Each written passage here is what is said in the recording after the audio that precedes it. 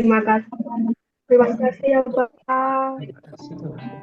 Malam ini kami dapat berkumpul bersama di sini di Truk Mission. Walaupun kami berada di tempat yang berbeda, juga di waktu yang berbeda, kami percaya Engkau ada di sini melawat setiap kami ya Bapak. Terima kasih Bapak, Engkau dapat memberi kesempatan kepada kami semua yang ada di sini yang haus akan suara kebenaran-Mu untuk dapat menerima sedekah dari berkat anugerah yang Engkau berikan kepada kami ya Bapak.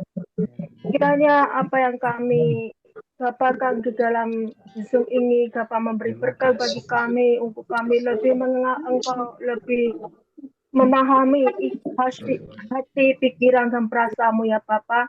Terima kasih Bapak, kami akan memulai acara ini dalam nama satu nama Tuhan kami Yesus Kristus. Ya, amin. Amin. Puji nama Tuhan. Kita mulai ibadah pertemuan kita malam hari ini.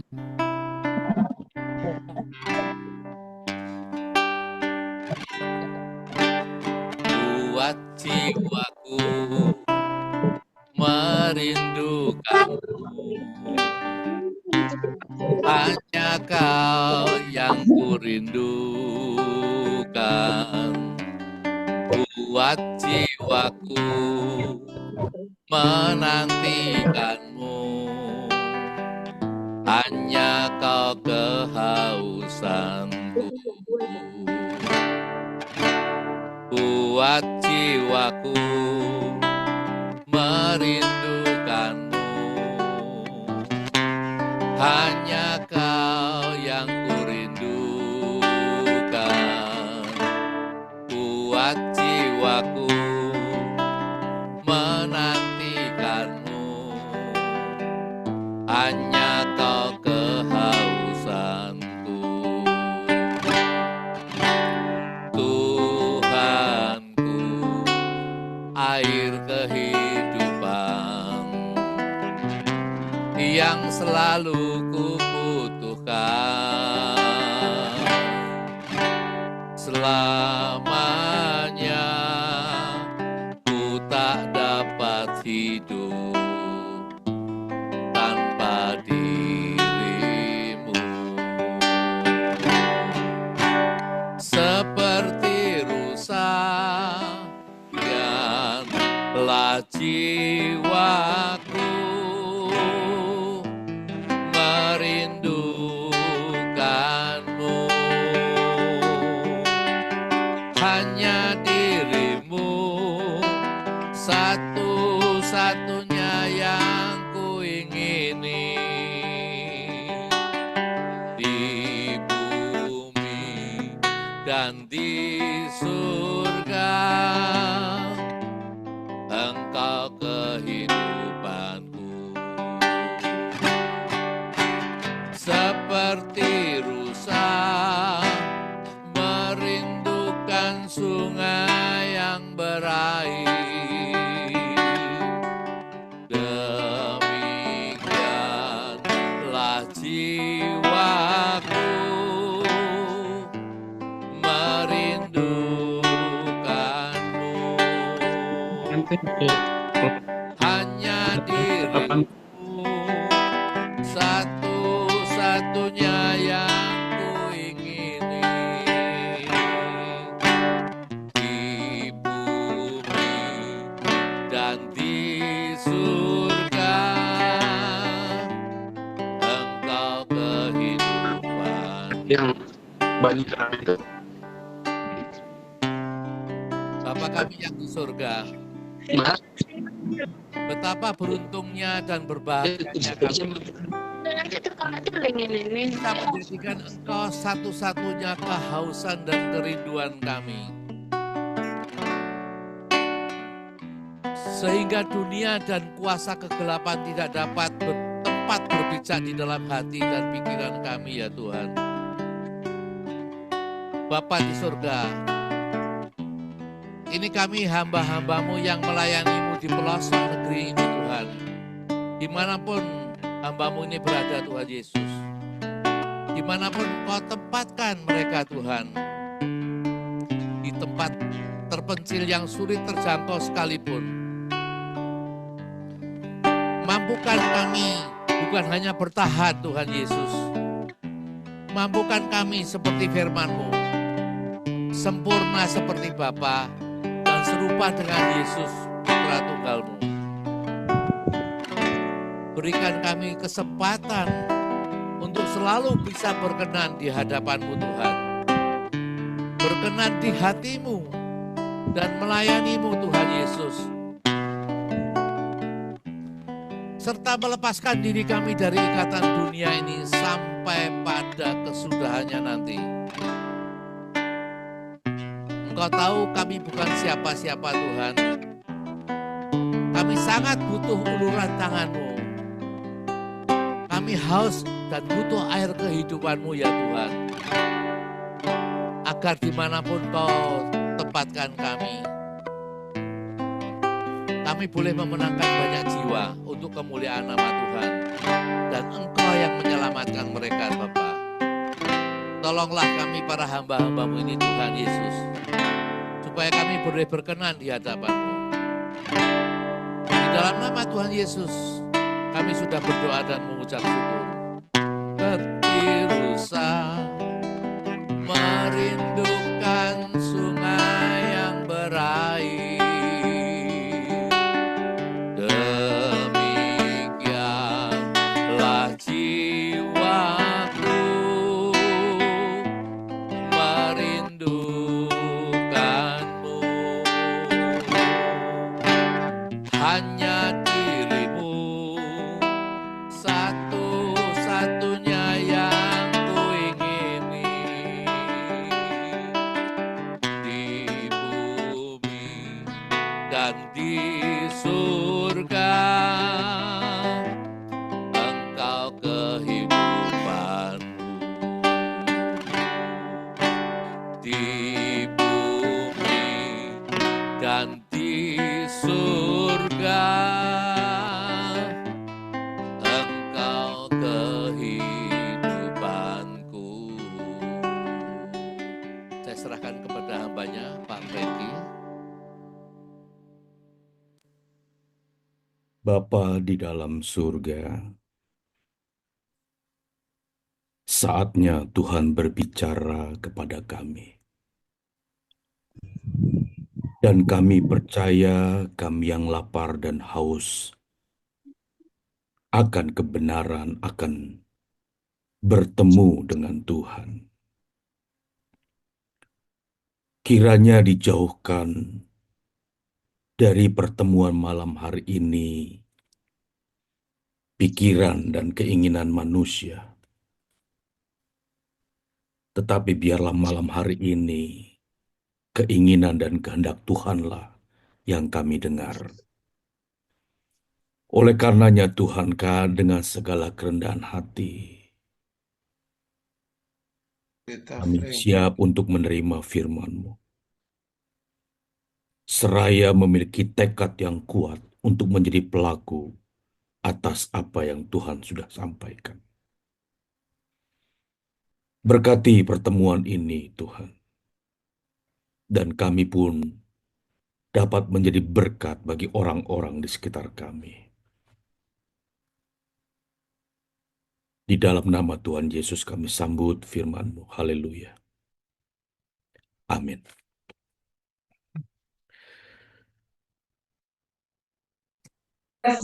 Selamat malam Bapak Ibu yang saya hormati.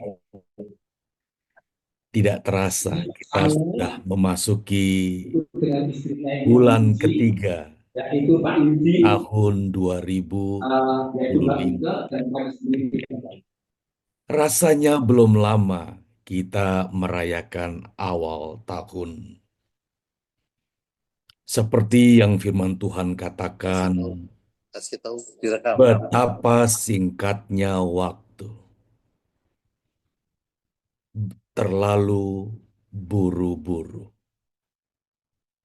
Kita sudah di awal tahun bulan ketiga di 2025. Bapak Ibu yang saya hormati, dalam kesempatan pertemuan Truth Mission ini, saya nanti minta tolong kepada Ibu Pendeta Yeremia di Ponorogo untuk membacakan beberapa ayat. Yang terkasih, yang terhormat, Ibu Pendeta Yeremia dari Ponorogo akan membantu kita membaca beberapa ayat. Rekan-rekan hamba Tuhan yang sebagian adalah senior dalam usia dan senior dalam perjalanan pelayanan.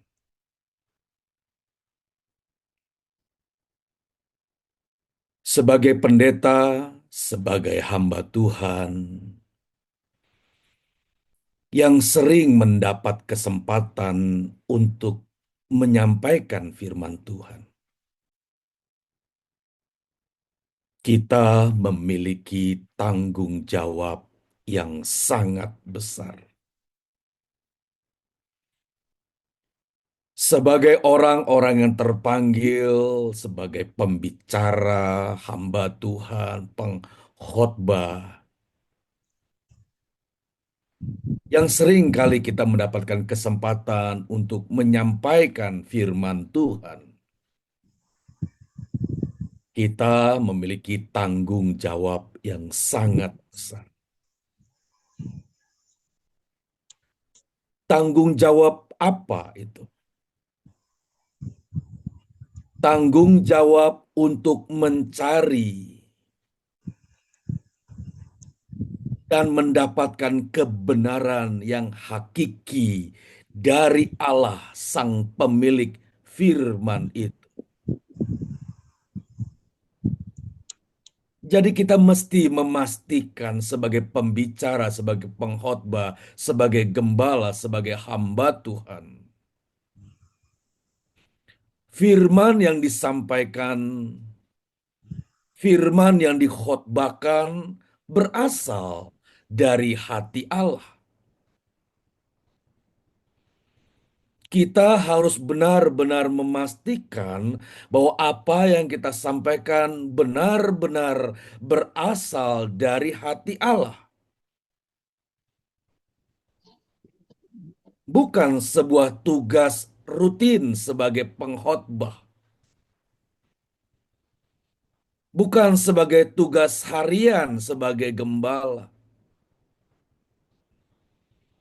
Tetapi kita benar-benar harus memastikan apa yang kita sampaikan berasal dari mulut atau hatinya Allah.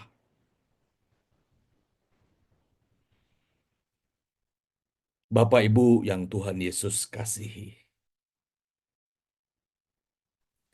saya mempercayai Allah Sang Pemilik Firman kiranya berkenan memberikan firman itu kepada kita.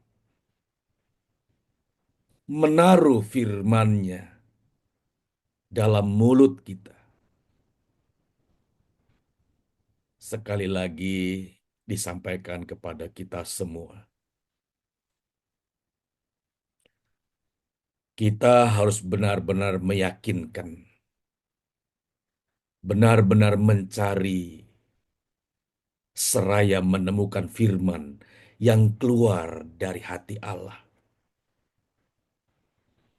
Kita harus benar-benar menyampaikan firman yang keluar dari mulutnya Allah. Kita bukan sekadar belajar firman dan menyampaikannya menurut versi kita.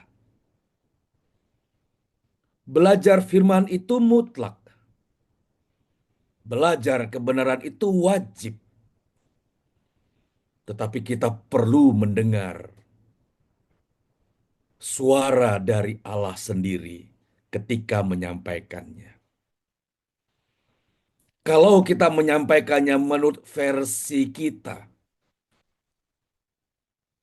menyampaikan menurut pikiran kita tanpa dielaborasi dengan suara Allah, maka apa yang kita sampaikan bisa meleset atau menjadi tidak tepat sasaran. Namun, jika kita mencari dan menemukan firman yang keluar dari hati Allah, niscaya akan menjadi tepat, niscaya akan berdampak pada perubahan hidup yang signifikan dari pendengarnya. Bapak Ibu yang Tuhan Yesus kasihi, inilah kepentingan mengapa sebagai hamba Tuhan, pembicara, pengkhotbah, kita harus benar-benar mendapatkan inspirasi, ilham Roh Kudus untuk mendapatkan firman yang keluar dari mulut Allah, firman yang keluar dari hati Allah. Sebagai hamba Tuhan, kita sudah dapat menangkap dengan jernih Kayak wes suara anu Allah langsung. untuk kita sampaikan kepada jemaat. Menangkap dengan jernih suara dari hatinya Allah untuk kita teruskan. Niscaya akan berdampak kepada perubahan hidup yang signifikan dari pendengarnya. Bapak, Ibu, saudara-saudariku yang dikasihi Tuhan, percayalah bahwa firman yang keluar dari mulut Allah, firman yang keluar dari hati Allah, tidak akan pernah habis-habisnya. Jadi jika sebagai pengkhotbah, sebagai pendeta, sebagai gembala, lalu kita kebingungan mau bicara apa, mau khotbah apa, saya menduga hamba Tuhan itu tidak bertemu dengan Allah, Sang Pemilik firman itu. Tidak mungkin Allah tidak berbicara kepada hamba-hamba Tuhan yang haus dan lapar akan kebenaran. Tidak mungkin Tuhan tidak berbicara kepada anak-anaknya yang terus mencari kehendak Allah. Jadi percayalah bahwa firman yang keluar dari hatinya Allah tidak akan pernah habis. Tergantung apakah kita mau mencari Allah dan menemukan suaranya, hatinya, pikirannya. Mari kita membaca Injil Matius 4 ayat yang keempat. Injil Matius 4 ayat keempat, Ibu Pendeta Yeremia Ponorogo akan membacakannya buat kita.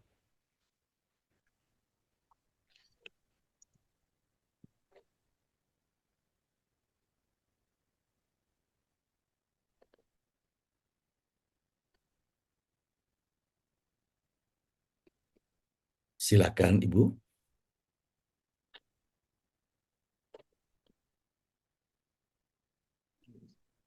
Tetapi Yesus menjawab, ada tertulis, manusia hidup bukan dari roti saja, tetapi dari setiap firman yang keluar dari mulut Allah. Saya percaya sebagai hamba-hamba Tuhan, sebagai pembicara kita sangat sering membaca, bahkan mungkin mengkhotbahkan dari bagian potongan Injil Matius 4 ayat 4 ini. Kita tidak kesulitan ketika menyampaikan kajian dogmatis, kajian teologis berkaitan dengan Injil Matius 4 ayat 4 ini. Tetapi pertanyaannya adalah apakah kita sudah benar-benar menangkap firman yang keluar dari mulut Allah? Mau ikut sinilah. Nggak apa-apa, Pak. Apakah kita benar-benar sudah mengalami, mengejar, menanti firman yang keluar dari hatinya Allah ini. Mengapa? Karena firman ini merupakan roti kehidupan. Bukan roti kehidupan hanya sementara di bumi, 70-80 tahun kalau kuat. Tetapi firman yang keluar dari mulut Allah yang memungkinkan manusia memasuki kehidupan kekal. Jadi setiap firman yang keluar dari mulut Allah, setiap firman yang keluar dari hati Allah, ini menjadi saripati, menjadi makanan yang bergizi bagi kehidupan yang akan datang. Memasuki kehidupan kekal. Oleh karenanya setiap pendeta, setiap hamba-hamba Tuhan tidak boleh punya kepentingan lain selain membawa jemaatnya untuk dipersiapkan masuk Yerusalem baru. Jika kita sebagai gembala, sebagai hamba Tuhan, sebagai pembicara tidak memberikan makanan bergizi bagi persiapan jemaat masuk langit baru dan bumi baru, maka kita bertanggung jawab atas kepercayaan Tuhan tentang pelayanan yang kita pegang saat ini. Memiliki gereja dengan gedung yang baik, dengan sarana musik yang baik, dengan segala fasilitas yang cukup, ya, itu penting.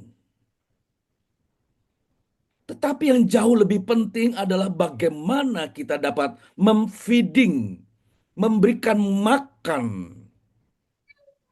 bagi domba-domba Allah, makanan yang keluar dari hatinya Allah.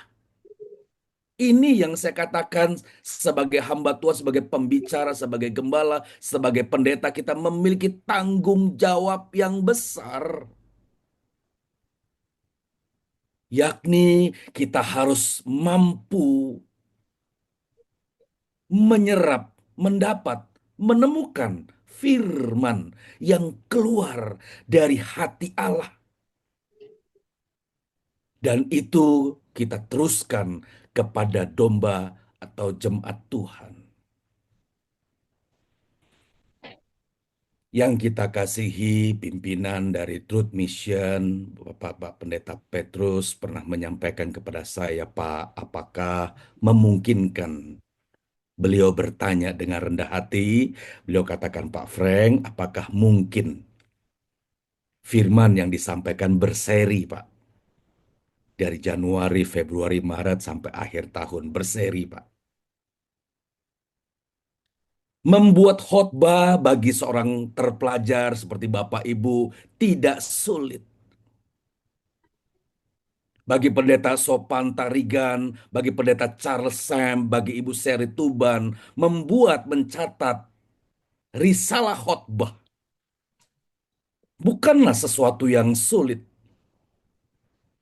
Apalagi di zaman AI ini, artificial intelligence, di mana era kecerdasan buatan dapat membantu kita di dalam membuat kajian khotbah. Tetapi saya mengakui, saya menyadari dan memahami bahwa saya benar-benar harus bertemu dengan Tuhan.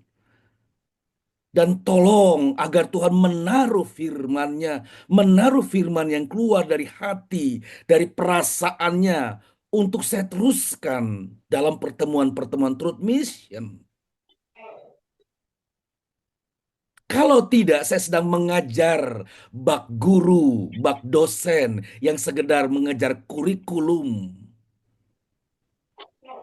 Bukan berasal dari hatinya Tuhan. Dan Pak Petrus menyetujui hal itu. Oleh karenanya kita bertemu malam hari ini.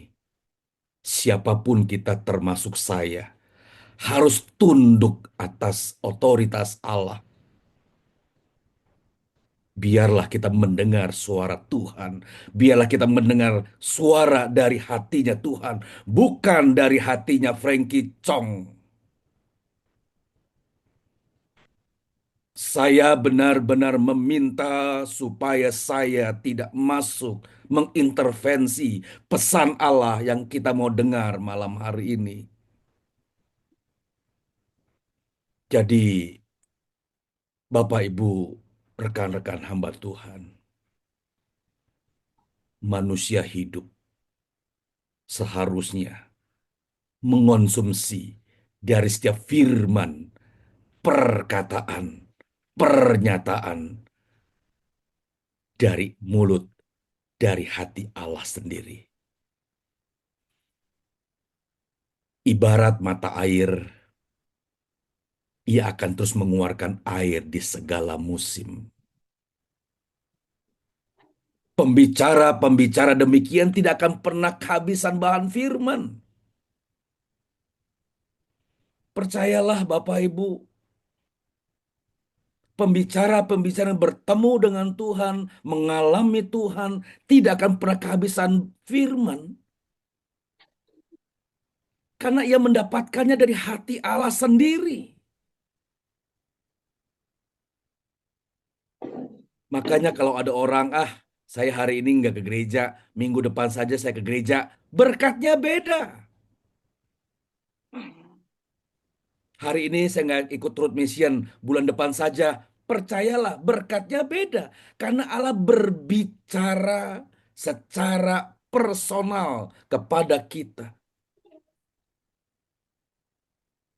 Pasti ia akan menyampaikan suara hatinya melalui mulut hamba-hamba Tuhan yang lapar dan haus akan kebenaran. Amin. Relasi kita dengan Allah itu bukan sebagai tuan dan hamba. Relasi kita dengan Allah itu relasi antara anak dan bapa. Luar biasa, relasi yang luar biasa. Bapa dan anak. Pasti orang tua ingin selalu berbicara kepada anak, bukan? Sama dengan Allah pasti berbicara kepada anak-anaknya. Tidak mungkin Tuhan tidak berbicara kepada kita setiap waktu. Lalu pertanyaannya, bagaimana untuk mencari dan mendapatkan firman yang keluar dari hatinya Allah? Lalu bagaimana kita dapat mencari lalu mendapatkan firman yang keluar dari mulutnya Allah itu bagaimana? Pertama, seorang hamba Tuhan, seorang pembicara, seorang pendeta yang dapat mendengar firman yang keluar dari mulutnya Allah, yang dapat menangkap firman yang keluar dari hatinya Allah, yang pertama adalah hamba Tuhan itu, pendeta itu, pembicara itu tidak punya dunia lain selain Tuhan. Sebagai orang yang telah dipanggil keluar dan dipisahkan dari dunia, kita perlu mengambil sikap yang tegas terhadap dunia ini, bahwa dunia kita bukan dunia ini, tetapi dunia kita satu-satunya adalah Tuhan saja. Saya percaya rekan-rekan hamba Tuhan, Bapak Ibu yang saya hormati, jika seorang pembicara, jika seorang pendeta, jika seorang hamba Tuhan, dunianya adalah Tuhan saja, maka Tuhan pun akan menjadikan dia dunianya. Jika kita menjadikan Tuhan satu-satunya dunia kita, maka Tuhan pun akan menjadikan kita dunianya. Jika pikiran dan hati kita terisi hanya Tuhan saja, begitupun dengan isi dan pikiran hati Tuhan, pasti kita saja. Kalau sudah begini, pasti Allah akan berbicara dengan akrab. Pasti suara hatinya tidak akan pernah ditutup-tutupi. Tuhan akan berbicara sejelas-jelasnya kepada hamba Tuhan itu. Karena hamba Tuhan itu tidak punya dunia lain selain Tuhan.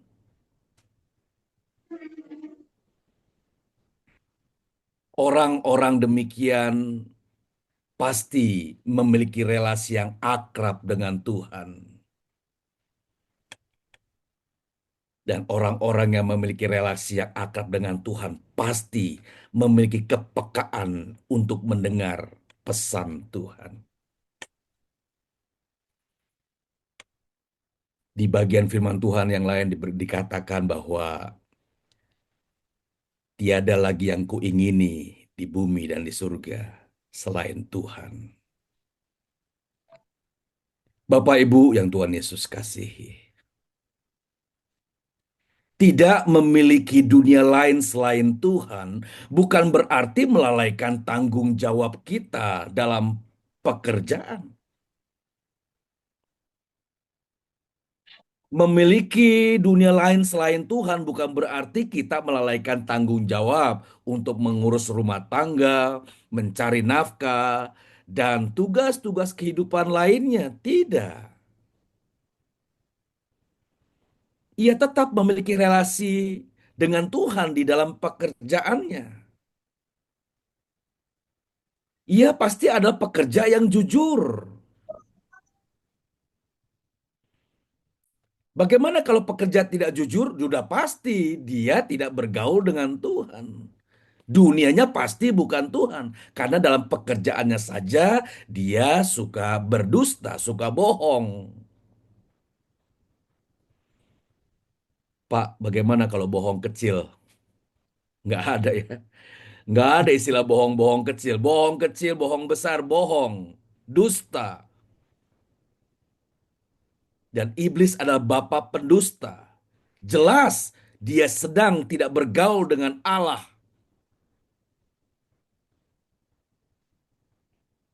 Pasti dia bergaul dengan iblis, bapa pendusta itu.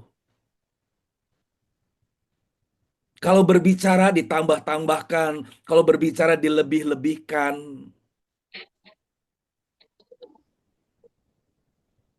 Firman Tuhan jelas katakan, kalau ya katakan ya, jika tidak katakan tidak. Tetapi kita sering lewat. Kita sering kebablasan. Kita tidak tahu, berpura-pura tahu. Sepertinya kita punya informasi lebih banyak.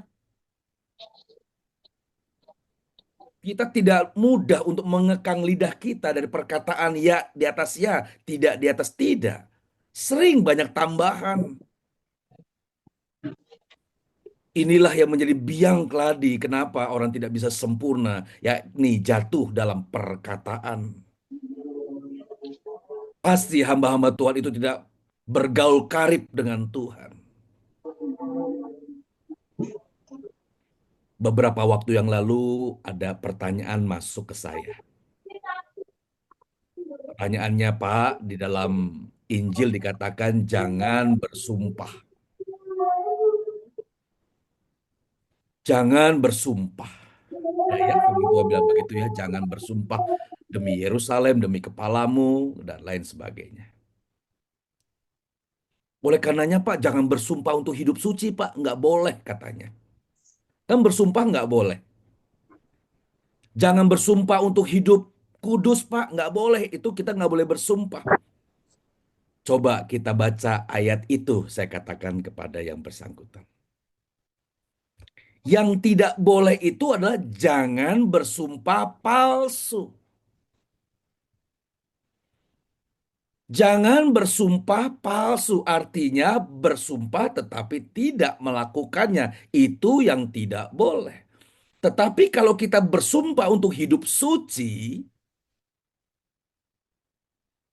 kita didorong untuk benar-benar hidup suci.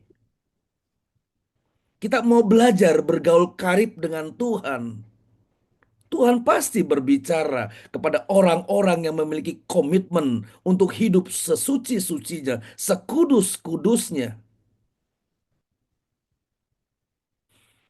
Kembali ke pokok masalah.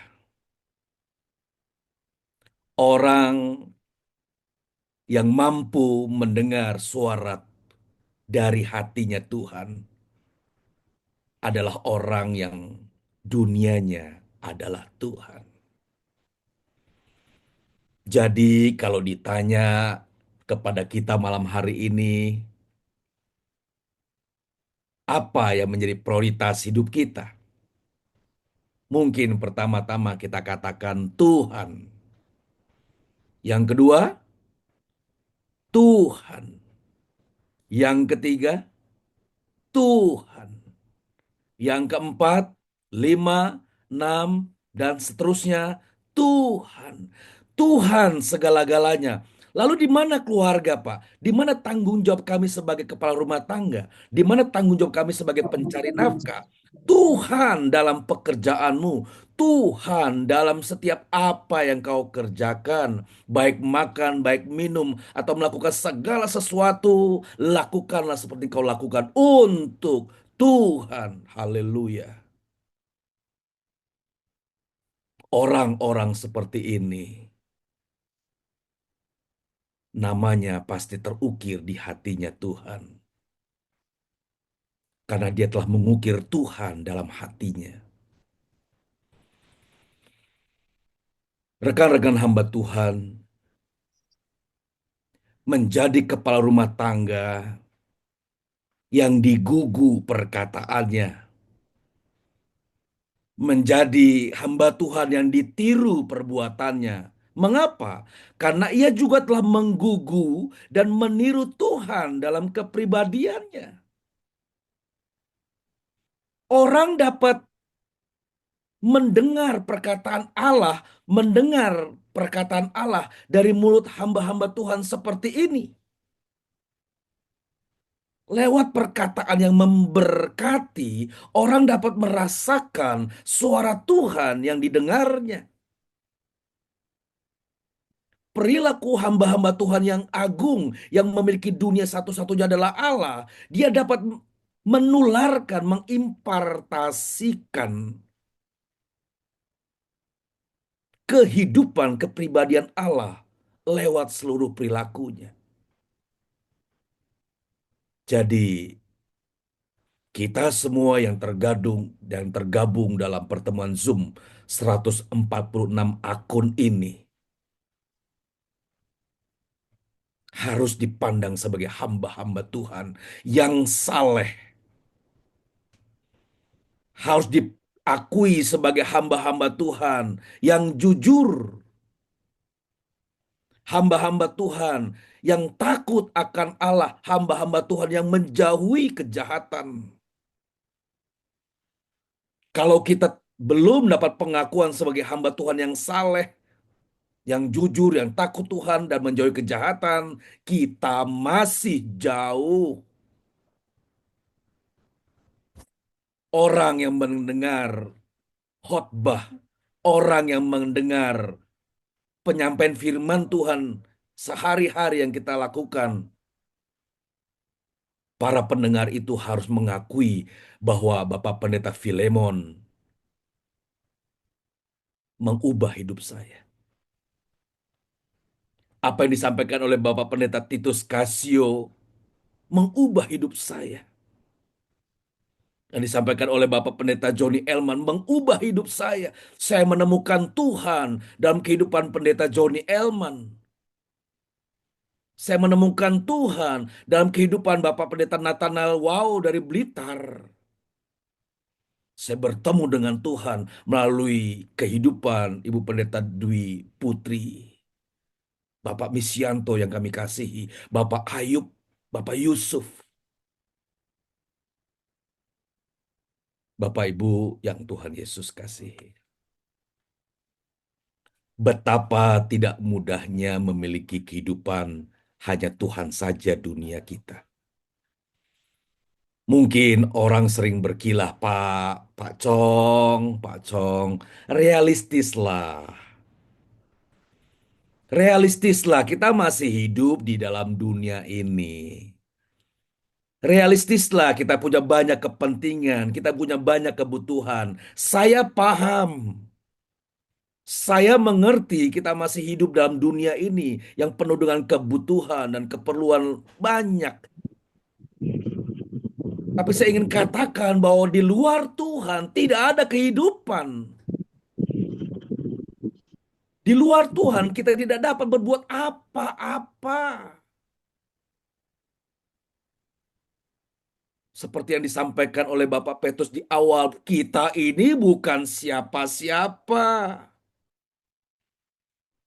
Tanpa Tuhan kita tidak punya apa-apa. Mengapa kita tidak jadikan Tuhan satu-satunya? Mengapa kita tidak jadikan Tuhan satu-satunya dunia kita?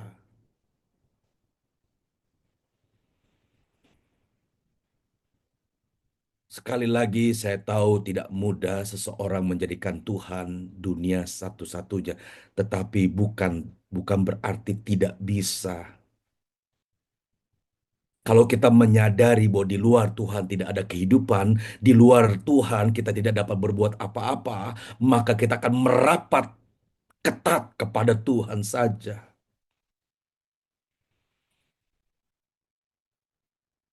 Bapak Ibu yang Tuhan Yesus kasihi.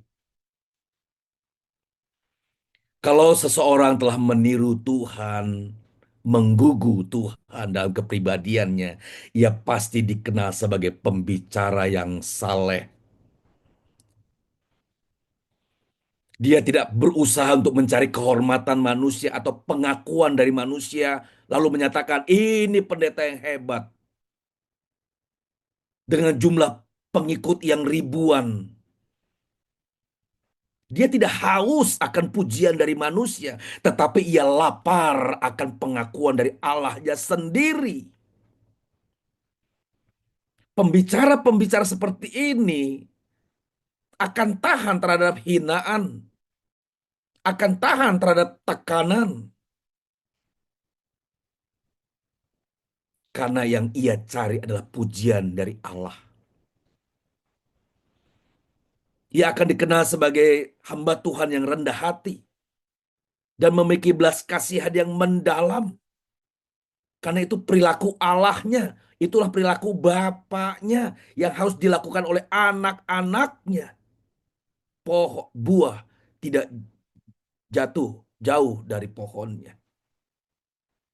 Buah jatuh tidak jauh dari pohonnya. Kalau Allah adalah Bapa kita, maka siokyanya karakter kita tidak terlalu beda dengan Bapa kita.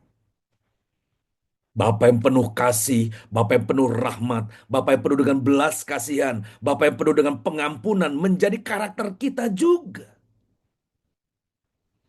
Kita mudah untuk mengampuni seseorang. Seperti bagaimana Allah mengampuni kita orang berdosa.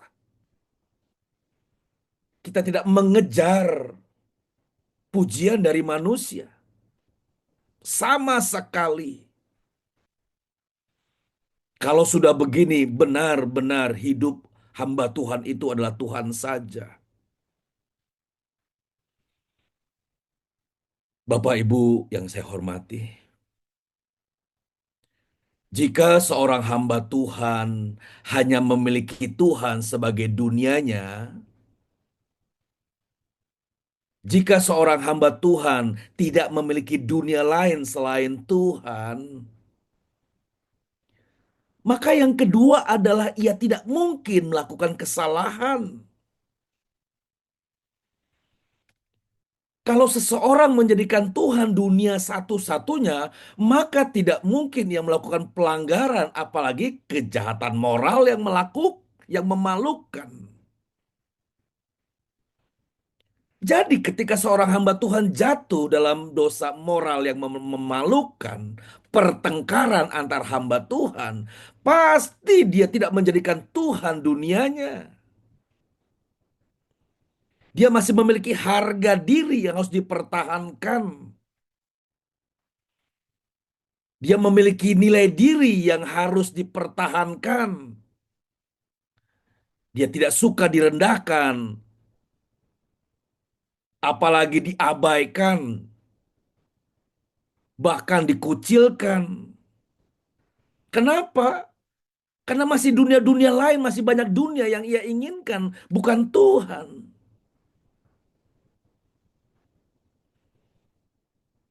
Sekali lagi, ketika seseorang menjadikan Tuhan satu-satunya, maka ia akan menjauhi segala kesalahan. Jangankan marah, jangankan berkata kasar. Orang-orang yang menjadikan Tuhan dunia satu-satunya, ketika ada dalam pikiran saja yang mau berbicara kasar, dia akan mikir dua kali. Menjadikan Tuhan satu-satunya, pasti mikir dua kali ketika dia melakukan kesalahan. Apakah seseorang yang menjadikan Tuhan satu-satunya dunia masih bisa melakukan kekeliruan, kejahatan, dosa? Ya, masih. Masih punya potensi untuk jatuh. Masih punya potensi untuk salah. Tetapi makin lama makin tipis. Seseorang hamba Tuhan yang menjadikan Tuhan satu-satunya ketika melakukan kekeliruan, ketika melakukan kesalahan, ketika melakukan pelanggaran, itu bisa berhari-hari loh. Sukacita dan kesejahteranya hilang, damai sejahteranya kering. Apakah Bapak Ibu pernah mengalami itu? Kita dikejar dengan kekudusan Tuhan. Memulihkannya butuh berhari-hari. Marahnya hanya 2 menit. Kemarahan yang tak terbendung, caci maki yang tak terbendung itu hanya 2 menit. Tapi Tuhan akan berbicara di dalam hati kita. Kenapa engkau seperti itu? Itu memperbaikinya bukan menit, bukan jam, bisa harian, bahkan mingguan. Nah, orang-orang seperti ini pasti ke depan makin makin waspada, makin sadar. Tidak mungkin berbuat hal yang sama. Kalau sama pun intensitasnya makin tipis.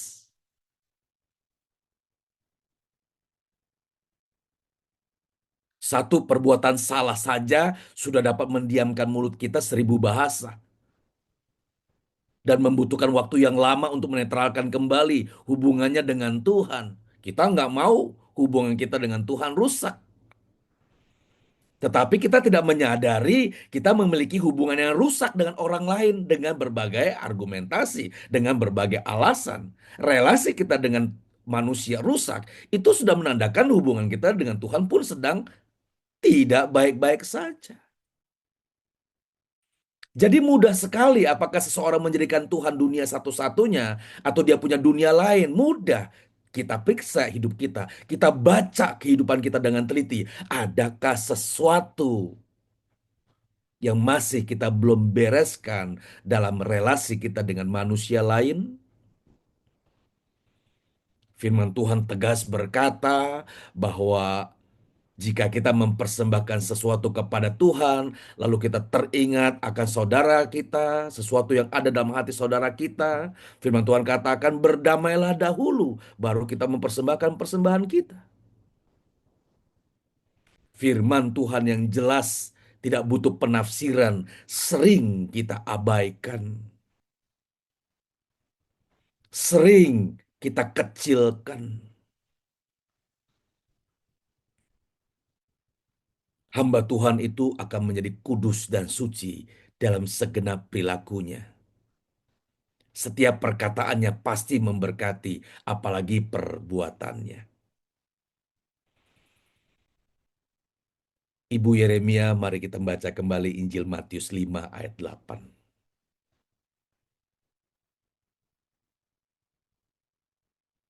Matius 5 ayat yang ke-8. Matius 5 ayat yang ke-8. Berbahagialah orang yang suci hatinya, karena mereka akan melihat Allah. Para pembicara yang suci hatinya, bersih perilakunya, lah yang dapat menularkan kesucian Allah kepada pendengarnya. Ia sudah dapat melihat Allah dalam firman yang ia temukan selama di bumi dan akan menjadi sempurna ketika masuk dalam dimensi kekekalan. Luar biasa berbahagianya hamba-hamba Tuhan seperti ini. Jadi yang dikhotbahkan itu bukan kajian-kajian teologis, bukan kajian-kajian dogmatis, tapi yang dikhotbahkan adalah hidupnya. Hidupnya. Bapak, Ibu, saudara-saudaraku yang dikasihi Tuhan. Kita baca kembali Injil Matius 5 ayat 19.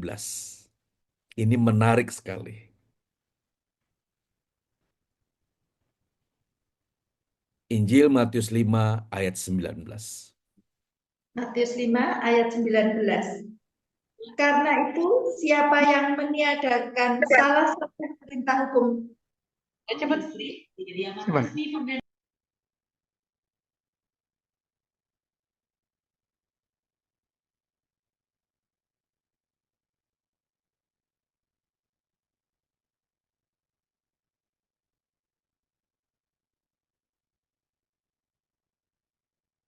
Baik, mungkin termute mikrofon dari Ibu Yeremia. Ulangi lagi. Karena itu, siapa yang meniadakan salah satu perintah hukum Taurat sekalipun yang paling kecil dan mengajarkannya demikian kepada orang lain, ia akan menduduki tempat yang paling rendah di dalam kerajaan surga. Tetapi siapa yang melakukan dan hukum Taurat, ia akan menduduki tempat yang tinggi di dalam kerajaan surga. Perhatikan Bapak Ibu, kalimat terakhir. Tetapi siapa yang melakukan dan mengajarkan segala perintah hukum Taurat, ia akan menduduki tempat yang tinggi dalam kerajaan surga. Ternyata sebelum hamba-hamba Tuhan, sebelum kita mengajarkan, sebelum kita mengkhotbahkan firman, kita harus melakukan. Setelah melewati tahap pembelajaran di mana ia hanya memiliki satu dunia yakni Tuhan dan hidup dalam kekudusan Allah dan ia melakukan apa yang firman Tuhan ajari, maka ia pantas dan layak untuk mengajarkan orang lain. Seseorang yang telah melakukan firman, baru ia pantas, baru ia layak berkhotbah. Jika seorang hamba Tuhan belum menjadi pelaku atas firman Tuhan, dilarang keras berkhotbah. Kenapa? Jika seorang hamba Tuhan masih bengkok hatinya, masih dusta lidahnya, masih punya dunia lain, masih punya kebahagiaan-kebahagiaan lain, maka sebetulnya bukan suara Allah yang ditangkap. Pasti suara dunia yang ia khotbahkan.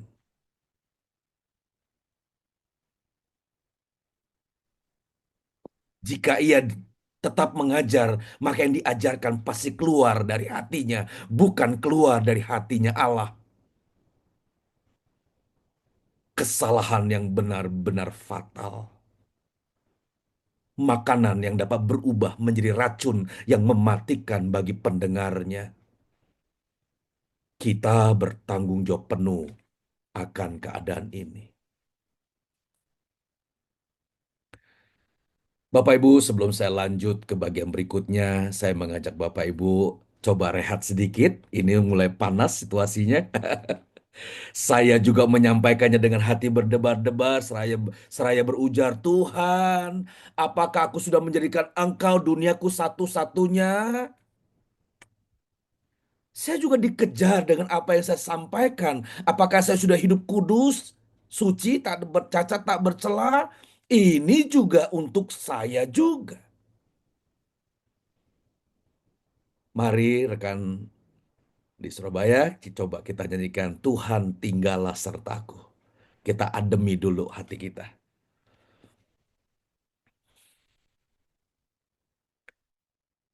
Tuhan tinggal Hari telah senja, waktuku pulang pulang kembali menghadap menghadap Bapa.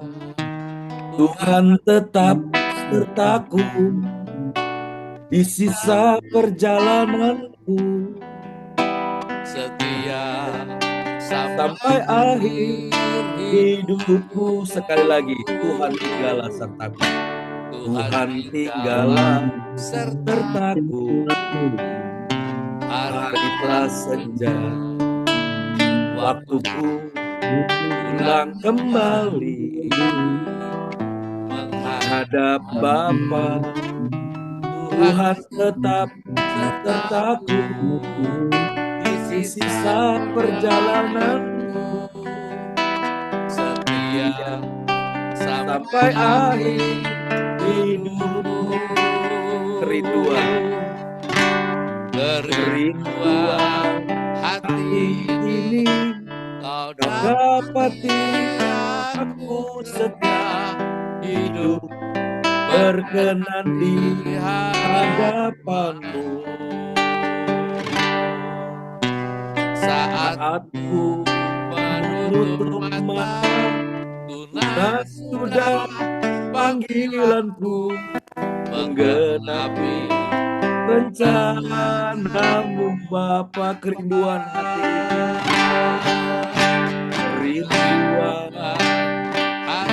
ini dapati aku setia hidup berkenan hadapan.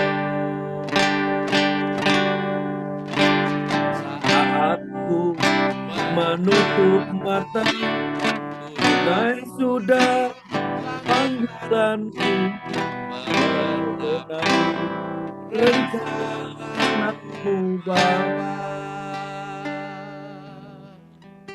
Bapak, Ibu, rekan-rekan hamba Tuhan, suatu ketika kita akan menjadi tidak berdaya. Kita akan memasuki usia senja.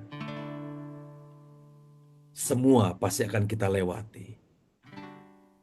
Tapi satu yang perlu kita pertanyakan. Apakah kita sebagai hamba-hamba Tuhan sudah berkenan di hadapannya? Tanyalah kepada dirimu, diriku, tanyalah kepada diri kita masing-masing. Biarlah Roh Kudus membantu kita menemukan siapa kita di hadapan Allah saat ini. Jangan tunggu nanti. Kalau tunggu nanti sudah terlambat. Ketika kita berhadapan dengan Tuhan di pengadilannya nanti. Jangan sampai Tuhan berkata, ini hambaku yang jahat. Yang tidak memiliki dunia satu-satunya. Jadi divonis menjadi hamba-hamba Tuhan. Yang tidak bertanggung jawab. Sebelum kita memasuki momentum saat seperti itu. Kita masih memiliki sepotong waktu. Kita masih memiliki sepenggal kesempatan. Mari kita berperkara dengan Tuhan malam hari ini. Mari saya mengajak Bapak Ibu untuk berurusan dengan Tuhan. Seraya bertanya, Tuhan, apakah Engkau berkenan akan pelayanan yang aku lakukan selama ini? Apakah aku benar-benar sudah di hatinya Tuhan dalam pelayanan ini? Adakah kepentingan lain yang aku cari dalam pelayanan ini? Bapak Ibu yang Tuhan Yesus kasihi, Waktu dan Iya, kesempatan betul kita untuk sekali. memiliki Tuhan dan hidup dalam kekudusannya semakin sempit. Sekali lagi saya ulangi, waktu dan kesempatan kita untuk memiliki Tuhan dan hidup dalam kekudusannya semakin sempit. Kita sedang menjalani hari sisa. Dan kita tidak tahu berapa sisa hari itu. Tidak lama lagi kita semua akan mengakhiri petualangan hidup di bumi. Kita pasti akan mengakhiri kehidupan kita. Dan beralih ke alam lain. Dalam sekejap kita akan pindah alam. Inilah ketegangan di atas segala ketegangan, di mana setiap kita hamba-hamba Tuhan yang menyuarakan suara kebenaran, apakah benar-benar telah menjadi pelaku atas suara kebenaran tersebut. Jangan sampai kita dijumpai Tuhan sebagai hamba Tuhan atau pembicara yang hanya bisa ngomong kebenaran tanpa bukti. Mengajarkan firman tetapi tidak melakukan apa yang diajarkannya. Kita pasti binasa. Sehebat, sepintas, sekaya apapun hamba Tuhan yang hanya bisa bicara kebenaran tanpa bukti. Pasti Allah tidak mau bertemu dengan hamba Tuhan seperti itu. Kiranya kita dijauhkan dari perilaku ini. Kalaupun ia melakukan sebuah kebenaran, tidak sedikit hanya untuk dapat dilihat orang. Kalaupun kita sedang melakukan pekerjaan rohani, tidak sedikit hanya untuk dinilai orang, untuk mendapat pengakuan daripada orang sebagai pendeta yang rohani. Tetapi kenyataannya seringkali kita menjadi pendeta di gereja, tetapi bukan pendeta di rumah. Perkataan kita kasar di rumah, tapi kalau di gereja begitu lembut. Kita hanya putih di luar, tapi hitam legam di dalam. Tuhan bermain di area, Tuhan sangat mengawasi di area yang tersembunyi ini. Pelayan Tuhan di gereja belum tentu menjadi pelayan Tuhan di kantor. Kita sering menjadi makhluk lain di dalam diri kita. Itulah manusia lama, kodrat dosa yang harus dimatikan sesegera mungkin. Bapak, Ibu, rekan-rekan hamba Tuhan. Saya tidak sedang menggurui Bapak, Ibu. Saya tidak sedang mengajari Bapak, Ibu. Tetapi yang pertama-tama saya gurui, yang saya ajari adalah diri saya sendiri. Kiranya Tuhan menolong kita untuk dapat bertemu dengan Tuhan dan menjadikan Tuhan satu-satunya. Agar Tuhan dapat hidup kita tak bercela. Agar Tuhan dapat hidup kita tak bernoda di hadapannya. Tidak bercacat. Amin. Tidak berkerut. Sehingga ketika Tuhan panggil kita pulang, Tuhan akan anggap kita sebagai hamba-hamba Tuhan yang terkasih. Mahkota kehidupan pasti disematkan di kepalanya sebagai pengakuan Allah atas dirinya. Seraya Allah berkata, inilah hambaku yang terkasih. Kepadanya aku berkenan. Kalau saya boleh ganti dengan menggunakan nama seseorang, izin ya Pak Petrus, Allah berkata di penghujung hari pelayanan Bapak Pendeta Petrus, Allah berkata, inilah Petrus, hambaku terkasih, yang kepadanya hatiku berkenan. Jika sudah demikian, Yerusalem baru, surga mulia, langit baru dan bumi baru, bukan lagi sekadar harapan, tetapi sebuah kepastian. Selamat berjuang, saudaraku. Tuhan Yesus memberkati. Amin. Amin. Amin. Amin. Amin. Amin. Baik, Bapak Ibu, saya serahkan kepada Pak Petrus mungkin, Pak. Sudah selesai. Selamat malam. Selamat Langsung malam, aja, Pak. Bapak. Malam, Pak. Ya, langsung aja Pak Franky. Baik, Bapak. Kita diberikan waktu oleh pimpinan kita, Bapak Petrus. Apakah Bapak Ibu ada yang ingin disampaikan? Tentunya menjadi ya. berkat juga buat kita. Silakan, silakan. Saya, Pak. Pak. Saya duluan. Ya, ya Pak, silakan Pak. Iya. Terima kasih, Pak. Saya mengikuti dari tadi menjadikan dunia Tuhan, maksud seperti itu. Saya semakin deg-degan di sini mendengar firman ini malam ini. Jadi saya rindu ukuran realnya itu seperti apa, Pak? Karena yang selalu kita jalani itu kita selalu menginginkan yang tidak salah, tetapi malah jadi salah. Dan setiap minggu, setiap saat dituntut untuk mengambil suatu keputusan. Dan keputusan itu maunya saya tidak salah, tapi justru menjadi salah, ya Pak. Itu pertanyaan pertama, Pak. Pertanyaan kedua, Pak, apakah ada orang yang menjadikan dunia Tuhan itu saat saat saat ini, ya? Saat ini seperti apa, gitu Pak ya? Apakah ada, gitu? Maksud saya seperti itu. Terus yang ketiga, Pak, untuk membedakan tadi tentang firman Tuhan itu, untuk membedakan antara racun, ya Pak. Karena itu yang kita sampaikan adalah firman Tuhan, gitu Pak. Itu untuk membedakannya seperti apa, Pak. Terima kasih, Pak. Tuhan memberkati. Yang terkasih Bapak Wisianto. Semakin Ini deg-degan saya, Pak. Ini sosok yang selalu kita lihat dalam pertemuan-pertemuan. Hamba Tuhan senior dalam usia dan senior dalam pengalaman. Begitu tekun mendukung yang muda ini. Terima kasih Bapak Pendeta Wisianto. Boleh saya dibantu untuk membaca satu ayat Bapak Pendeta di dalam 1 Korintus 10 ayat 31.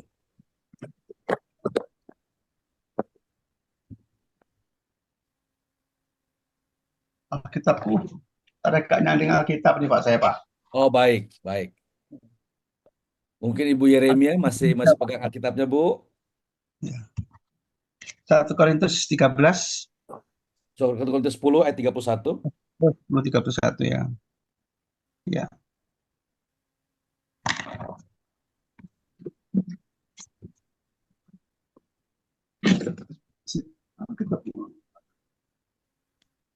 Alkitab pun sama.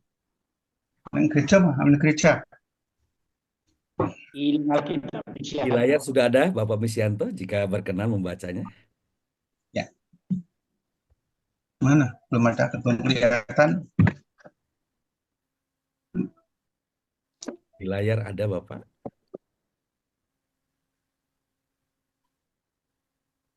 Ini kelihatan layarnya.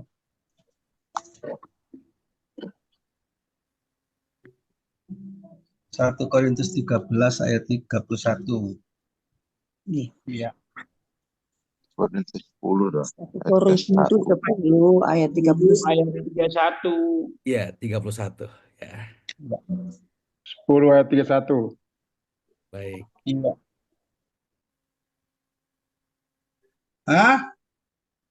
Iya, sebab kamu semua boleh bernubuat seorang. 1 Korintus 10 ayat 31, Pak. Keliru. 10, Pak. Pasal 10. Saya kan ikut anggota itu. Iya, saya bacakan Pak. Baik, baik. Aku menjawab, jika engkau makan atau jika engkau minum, atau jika engkau melakukan sesuatu yang lain, lakukanlah semuanya itu untuk kemuliaan Allah. Amin. Pertanyaan pertama, apa yang menjadi indikator seseorang menjadikan Tuhan adalah dunia satu-satu? Adalah seluruh yang dikerjakannya pasti bermuara kepada kehendak Allah. Oh. Dia tidak mungkin melakukan satu kehendak dari kehendaknya sendiri. Kalau dia mau pergi ke kota Anu, atau dia mau berbisnis ke kota Anu, pasti dia pertama-tama datang kepada Tuhan. Jadi seluruh segenap perilakunya ada Tuhan yang menjadi indikatornya. Sikap karakter Allah ada dalam sikap dan karakter hidupnya. Yang dihina tidak balik menghina. Yang dilukai tidak balas melukai. Bahkan hinaan itu berhenti di dalam dirinya. Dia tidak membagikan luka hatinya kepada orang lain, apalagi membalasnya. Orang menemukan perkataan Tuhan dalam perkataannya. Orang-orang yang menjadikan Tuhan dunia satu-satunya, tidak mungkin perkataannya menyakiti, menyinggung. Tidak mungkin. Pasti perkataannya mendatangkan berkat, apalagi perilakunya. Jadi ketika seorang hamba Tuhan menggunakan mimbar-mimbar untuk mengoreksi orang lain, untuk menyalah-nyalahkan orang lain, mendiskreditkan orang lain, apalagi menyesat-nyesatkan orang lain, pasti bukan Tuhan dunia satu-satunya.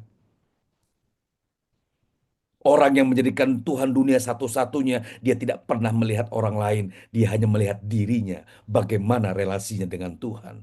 Dia mengurusi balok dalam matanya, dia tidak pernah mengurusi selumbar pada mata saudarinya. Indikator-indikator segenap hidup inilah yang menjadikan kita menjadikan Tuhan satu-satunya, dunia satu-satunya. Jika hidup keagamaanmu tidak lebih benar dari hidup keagamaan orang-orang ahli Taurat dan orang-orang Farisi, maka kita tidak dilayakkan masuk kerajaan surga. Tentunya ini menjadi kasus per kasus. Pergumulan setiap hamba-hamba Tuhan pasti berbeda. Ada yang bergumul dalam perkara yang satu, hamba Tuhan yang lain bergumul dalam perkara yang lain. Tetapi ujungnya harus sama. Muaranya harus sama. Tuhan dimuliakan. Tuhan dimuliakan. Kalau sudah begini, maka hamba Tuhan itu layak untuk berdiri dan mengajar karena dia telah melakukan apa yang sedang dia ajar.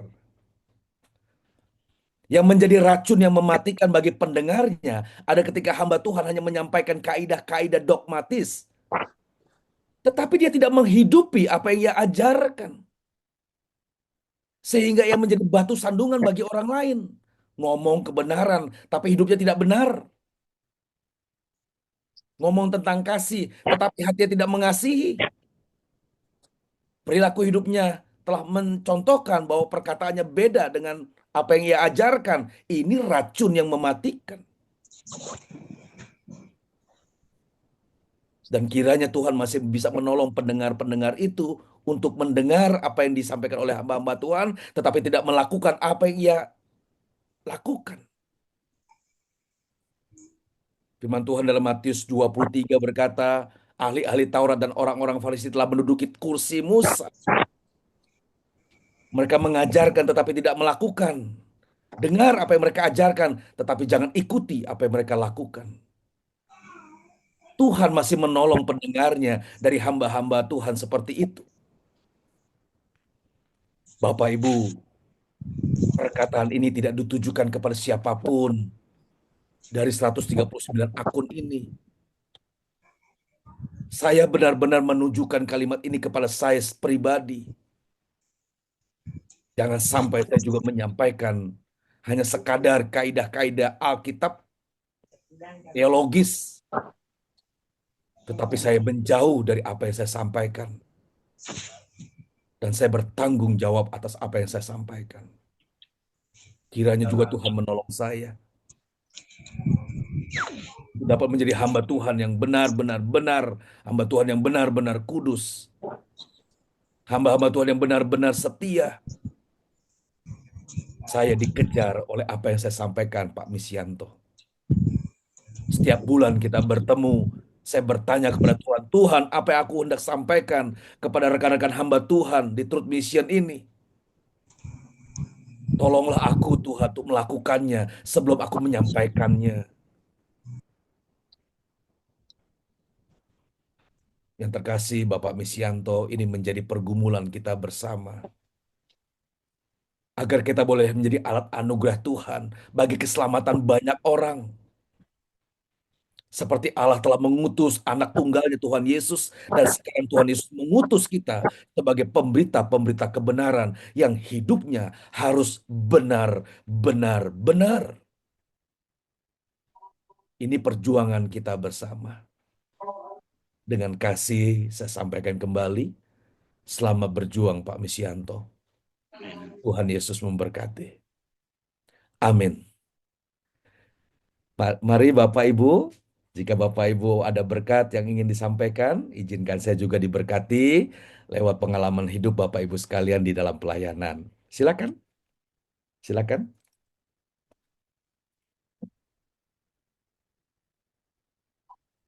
Puji Tuhan. Baik Bapak. Terima kasih malam hari ini baru sekali ini saya mengikuti Zoom, mendengar kebenaran firman Tuhan yang Bapak sampaikan luar biasa, sangat memberkati kami. Kami Pak Santoso dari Pare, Pak. Puji Tuhan Pak Santoso, salam hormat kami Pak. Amin. Terima kasih sama-sama Pak. Dan berkati. Senang bisa bersama-sama kita bertumbuh dengan Pak Santoso. Salam Iya, hormat betul. untuk keluarga, salam hormat untuk jemaat Tuhan yang Bapak gembalakan. Amin. Itu kenal baik sama Pak Misyanto ini. Waduh. Teman pelayanan ini. Memang orang baik kumpul dengan orang baik ya Pak. Namanya Bapak Muhammad Santoso ini. Muhammad Santoso, baik Pak.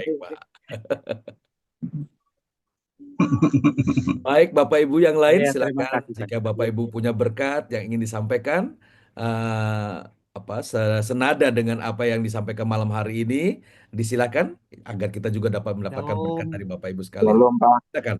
Selamat malam Pak Franky Shalom, dari selamat malam Bapak. MPG saya Pak. Amin, Saya- amin. Pak Yusuf, Amin. Bapak Pendeta Yusuf Lukito, silakan Pak.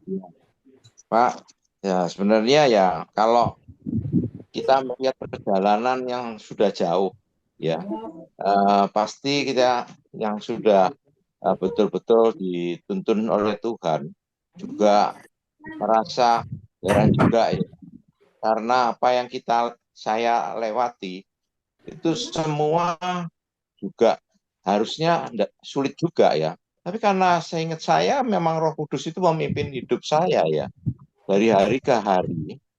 Nah, ada satu ayat firman Tuhan yang mengatakan demikian di Yakobus pasal 2 ayat 10, Pak. Sebab barang siapa menuruti seluruh hukum itu, tetapi mengabaikan satu bagian daripadanya, ia bersalah terhadap semuanya.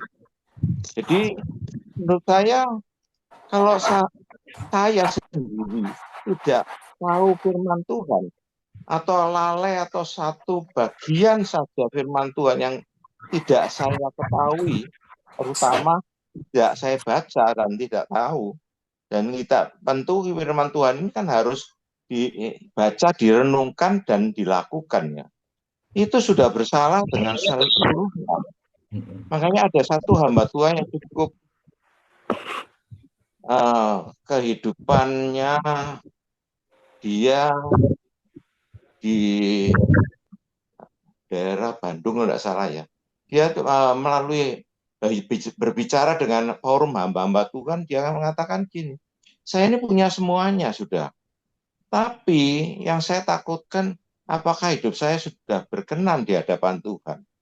Nah ini itu yang saya pegang, dan untuk pegangan hidup saya, bagaimana hidup saya ini dalam perjalanan hidup, meskipun saya sudah 73 tahun, hampir 74 tahun. Puji tapi Tuhan. Jangan sampai saya jatuh karena sesuatu hal yang kecil kelihatannya, tetapi berdampak besar ya di hadapan Allah dan di hadapan manusia. Nah itulah saja Pak Franky Chong. Terima kasih. Kata-katanya Bapak sederhana, bukan roti saja tapi firman Tuhan. Ya, tapi itu mengenal semuanya. Puji Tuhan, Tuhan Yesus memberkati. Satu ayat Ulangan 4 ayat 2 dan Wahyu pasal 22 ayat yang terakhir enggak salah ya. Itu kalau kita menambahkan akan menambah malapetaka kalau mengurangi kita diambil pohon kehidupan kita ya. Itu di Wahyu. Makanya kalau di perjanjian lama saja kita tidak akan menemukan yang lebih dalam ya, hanya bayangan saja ya. Puji Tuhan, Tuhan Yesus memberkati. Itu saja Pak Franky, Yang mungkin kami buat hormati ya Pak masukan Yusuf sedikit-sedikit Lukito. karena hidup kita ini karena percaya dan iman kita kepada Amin. Kristus itu harus tetap teguh. Amin, amin, Kebenaran amin. harus dikatakan. Puji Tuhan, Tuhan Yesus berkati. Baik, terima kasih yang kami hormati, senior pastor tentunya, hamba Tuhan senior Bapak Yusuf Lukito. Ya, kita dihentak kembali oleh beliau dalam firman yang disampaikan bahwa kalau kita melakukan banyak hal, tapi satu hal yang kita tidak lakukan, maka kita melanggar dan kita bisa dihukum akan hal itu. Bapak, Ibu, Saudara sekalian, jika seorang tahu bagaimana berbuat baik, tetapi ia Ya. tidak melakukannya, ia berdosa. Jadi kalau kita tahu mengampuni itu baik, tetapi kita banyak menggunakan berbagai argumentasi atau alasan untuk tidak memaafkan orang lain, kita telah berdosa. Kalau kita tahu bahwa menghormati itu baik adanya, tetapi kita hanya menghormati orang kaya, menghormati orang yang berkedudukan, tapi merendahkan orang yang tidak kaya, itu kita sudah berdosa. Jadi hal sekecil-kecilnya Bapak Pendeta Yusuf Lukito mengingatkan kita. Orang jatuh bukan karena batu besar. Orang jatuh karena kerikil kecil yang diabaikan. Berbicara santun itu baik. Tetapi mengapa kita berbicara kasar kepada orang yang melukai kita? Padahal berbicara ramah itu adalah baik. Tapi kita tetap berbicara kasar dengan 1000 alasan. Kita telah berdosa. Tidak mungkin Roh Kudus tidak berbicara kepada hamba-hambanya. Kalau kita melakukan kekeliruan, pasti Roh Kudus berbicara. Hubungan kita dengan Allah adalah antara Bapa dan Anak. Pasti Allah berbicara. Ketika seorang hamba Tuhan berbicara, di situ pun sebetulnya kuasa kegelapan dapat bermanuver. Dia mungkin berkata, tuh kalau saya khotbah kan hebat. Kalau saya khotbah kan yang datang banyak. Tuh banyak orang memuji saya, nggak diucapkan. Tapi di hati kita membara itu. Kita kenyang dengan pujian. Kita puas dengan sanjungan. Orang-orang seperti ini tidak dapat dilukai apalagi direndahkan. Pasti dia akan menuntut. Dia telah berdosa. Jadi terima kasih Pak Yusuf Lukito telah mengingatkan kita. Kita harus mewaspadai diri kita sendiri. Kita harus waspada terhadap diri kita sendiri, bukan waspada terhadap orang lain. Terima kasih, Bapak Pendeta Yusuf. Kita berjuang bersama untuk hidup berkenan di hadapannya. Terima kasih, Tuhan Yesus memberkati. Amin, puji Tuhan. Bapak Ibu, kalau saya baca di meeting chat, apakah ada pertanyaan atau mau sharing? Oke, coba saya baca. Selamat berjuang juga Pak Franky bagi kita semua. Amin. Terima kasih. Kita berjuang bersama. Amin. Oke. Kalau saya baca di chat room, baik. Di sini ada Ibu Stefani Trivena dari Surabaya.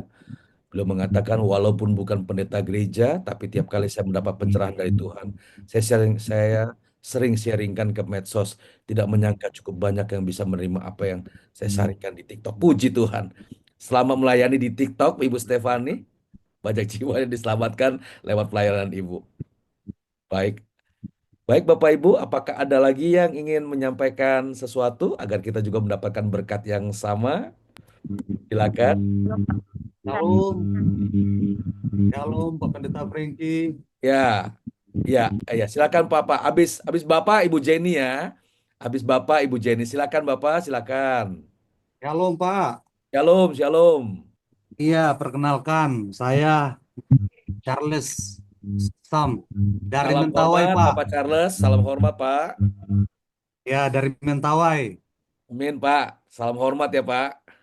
Iya, Sumatera Barat. Ini Amin. maaf sebelumnya saya baru pertama ikut. Ba- Baik, Pak Sam. Sungguh sangat luar biasa. Saya sangat diberkati dengan firman Tuhan yang dibagikan malam hari ini. Puji Dan Tuhan. terus terang Pak, apa yang Bapak sampaikan walaupun pelan bicaranya tapi sangat menusuk bagi saya Pak.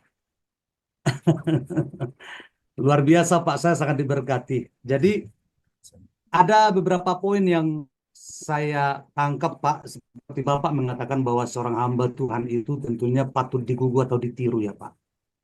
Saya sebagai hamba Tuhan, saya juga layani di gereja sebagai penggembalaan. Dan terus kemudian saya juga profesi.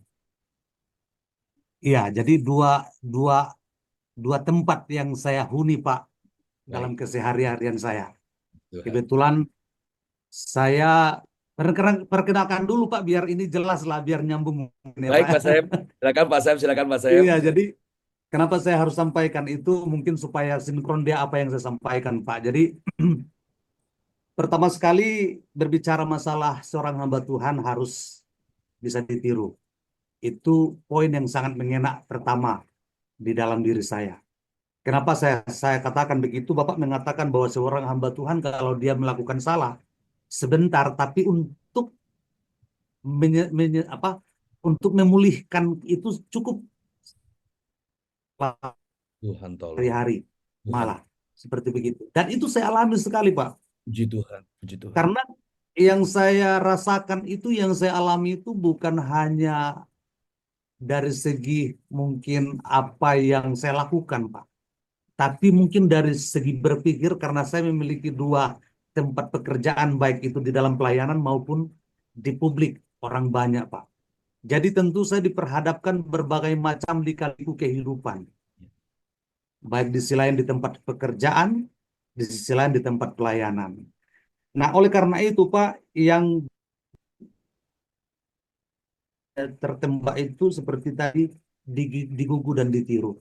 Jadi ketika saya seorang guru, berprofesi sebagai seorang guru, sebagai pendidik, berada di lingkungan teman-teman seprofesi sebagai guru, diperhadapkan dengan suasana yang berbeda, kadangkala secara manusia mungkin tidak tertahankan, kadang marah. Jujur Pak, kadang marah, apalagi apa yang kita sampaikan seolah-olah tidak dianggap dan lain sebagainya. Pikir apalagi kita sebagai hamba Tuhan tidak dianggap kan sebagai guru agama. Iya. Begitu kira-kira. Dan terus kemudian sampai di gereja juga kita menyampaikan itu, saya berpikir, oh apa yang saya sampaikan ini saya kena juga ini. Puji Tuhan. Kan kira-kira begitu Pak. Nah apalagi pertama sekali saya mengatakan profesi saya sebagai guru Pak. Yang sering saya kena adalah ketika tuntutan saya sebagai guru, kebetulan Pak di sisi lain saya juga sebagai ASN. Nah jadi seperti kami selalu berhadapan dengan Kemenak. Ini yang pertama sekali Pak. Ya. Ini maaf ini agak sedikit ini Ya. Pak. Ini biar nyambung Pak. Nah ketika berhadapan dengan Kemenak ini dunia sekuler Pak. Ya. Jadi ya ketika kita berbicara kepada pemimpin, apalagi pemimpin yang tidak sesuai dengan apa yang kita maksudkan, itu artinya gini, maksud saya pemimpin itu tidak berlatar belakang sebagai guru agama atau orang teolog dan lain sebagainya Pak. Nah itu sangat membuat kita kadang-kadang kesal, marah dalam hati. Artinya ketika kita marah, kesal, menggerutu, dan sampai apalagi kadang-kadang kita sama teman-teman guru agama ini, ya kan, ini kenapa Bapak ini kok bisa seperti begitu? Nah, apalagi kalau kami tahu kenapa ya Kemenak ini tidak menetapkan pemimpin itu berlatar belakang sebagai teolog atau guru agama atau sarjana pendidikan. Jadi sehingga bisa sinkron dengan kita. Sehingga saya merasa seperti Bapak tadi, seorang hamba Tuhan tentunya harus patut bagaimana bisa dia ditiru, bagaimana dia bisa diikuti oleh. Di sisi lain saya sebagai juga gembala, saya khotbah pun di sisi lain saya harus minta ampun dulu sama Tuhan. Tuhan ampuni saya mau khotbah ini Tuhan. Iya. Tolong saya bilang. Nah, artinya apa yang saya sampaikan seperti Bapak bilang, jangan apa yang ada dalam hati pikiran kita, ya kan? Tentunya kita minta dari Puji Roh Tuhan. Puji. Kudus. Nah, karena apa yang kita sampaikan tentu harus kita perbuat dulu. Itu Amin. yang pertama, Pak. Amin. Kan doa saya kalau bisa nanti Kemenak ini pejabat-pejabat yang ditetapkan di situ adalah orang-orang yang guru-guru agama atau paling tidak berlatar teolog, Pak. Iya, Pak. Nah, tapi di sisi lain yang kedua, Pak, yang di sisi lain yang kedua adalah ini tadi. Yang kedua ini adalah kenapalah hamba Tuhan kita lihat secara keseluruhan masih juga seringkali jatuh bangun, Pak. Jatuh bangun dan kadang-kadang berkhotbah pun tidak sesuai dengan apa yang disampaikan dengan perbuatan. Kadang-kadang saya berpikir secara pribadi apakah ini munculnya nabi-nabi palsu dan lain sebagainya, ya kan? Dan apa yang dilakukan seperti itu dan seolah-olah seperti biasa-biasa saja. Ya. Ya. Biasa-biasa saja. Nah, kemudian yang ketiga, Pak, saya juga mengatakan saya melayani di tempat di kampung sendiri, Pak, di Mentawai, Sumatera Barat. Kalau Bapak sudah pernah datang ke Mentawai, destinasi wisata yang sangat luar biasa, turis datang banyak di sini. Dan terus kemudian hamba-hamba Tuhan dari Jakarta datang di tempat saya, Pak, untuk melayani di tempat saya, luar biasa. Wah, Kalau puji bisa Tuhan. Bapak Puji juga Tuhan. punya waktu untuk bisa datang di Mentawai, Pak, melayani. Baik, Ya. Pak. Saya tunggu apa perintah Pak Petrus ya, Pak. Baik. Dan yang Baik. ketiga ini, Pak, kadang-kala saya berpikir begini, Pak. Puji Yang Tuhan. ketiga, seperti firman Tuhan di dalam kitab Yohanes 4, pasal 4 ayat 4 itu, kadang-kadang seorang nabi itu tidak dihargai atau dihormati di tempat asalnya, ya kan, di kampungnya sendiri. Kadang-kadang saya, ya, di sisi lain yang tantangan berat saya juga, negeri saya sendiri, daerah saya sendiri, kampung saya sendiri. Ketika saya sudah menjadi orang yang lahir baru, ya kan, terus mereka tahu siapa saya, tapi saya mau menjadi terang atau lampu di tengah-tengah Puji lingkungan Tuhan. saya, Amin. dan itu harapan saya, dan Amin. memang perjuangan berat, Pak. Memang betul-betul apa yang Bapak sampaikan ini sangat luar biasa dan sangat diberkati oleh saya. Dan Puji harapan saya kalau saya tanya mungkin ada kesempatan lagi, ada lagi Zoom, mungkin saya akan gabung lagi, Pak. Baik. Baik, Mungkin puji Tuhan. itu. Puji Yesus Tuhan. memberkati. Terima Shalom, kasih. shalom. Shalom, Puji shalom, Tuhan. Pak. Yang kita kasihi Bapak Pendeta Charles Sam. Bapak pertama hadir tetapi sudah memberikan warna yang kuat sebagai pelaku kebenaran firman Tuhan. Bapak menyampaikan di depan publik bahwa Bapak juga menghadapi berbagai tantangan di dalam menghidupkan firman Tuhan, dan itu bukan perkara yang mudah. Terima kasih untuk kerendahan hati Bapak Pendeta Charles Sam.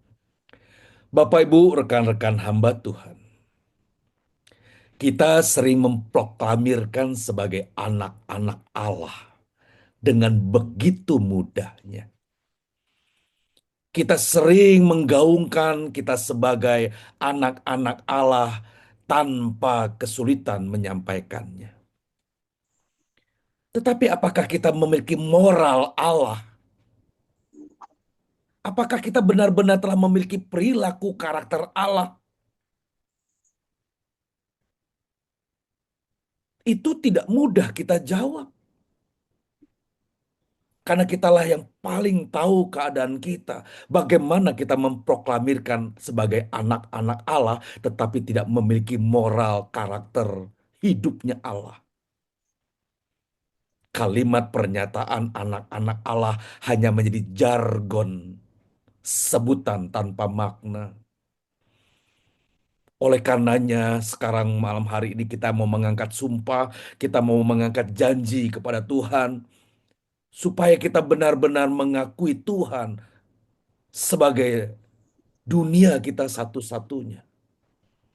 Perilaku kita, perilaku seperti Allah. Kasih kita seperti kasih Allah kepada orang lain. Kita pun memiliki kasih yang sama kepada orang-orang di sekitar kita. Biarlah pengakuan ini datang dari Allah saja. Pendeta di gereja, pendeta juga di sekolah. Pendeta juga di kantor. Pendeta dimanapun. Pelayan gereja di gereja. Pelayan Tuhan juga di kantor. Di komunitas-komunitas lainnya. Itulah menandakan kita punya dunia satu-satunya yaitu Tuhan.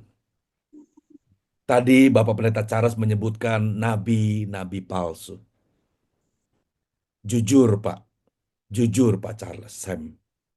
Ketika Bapak memperkatakan tentang nabi-nabi palsu, di hati saya berujar begini, kita pun dapat berpotensi menjadi salah satu nabi-nabi palsu itu.